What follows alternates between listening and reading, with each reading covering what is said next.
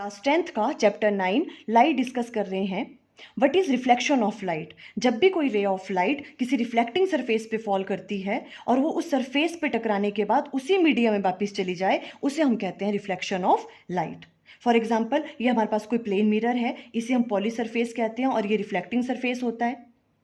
यहाँ से ray of light fall करी इस सरफेस पे, यहाँ पे टकराने के बाद उसी मीडियम में वापस चली जाए, उसे हम कहते हैं reflection of light. When A ray of light falls on a surface it bounces back into the same medium, this is called reflection of light. अब देखो, जो ये वाली रे है इसे हम कहते हैं इंसिडेंट रे और इसे हम कहते हैं रिफ्लेक्टेड रे। जो ये वाला पॉइंट है इसे हम कहते हैं point of incidence.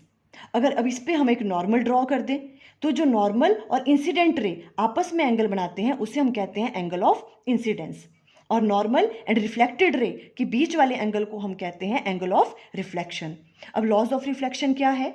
The angle of incidence is always equal to angle of reflection, means angle I is always equal to angle R. And second वाला लॉ क्या है? The incident ray, the reflected ray and the normal at the point of incidence all lie in the same plane. ये सबके सब एक ही plane में लाई करते हैं। कौन कौन? Incident ray, reflected ray and normal at the point of incidence. For full explanation video का लिंक स्क्रीन पे आ रहा होगा। Thank you.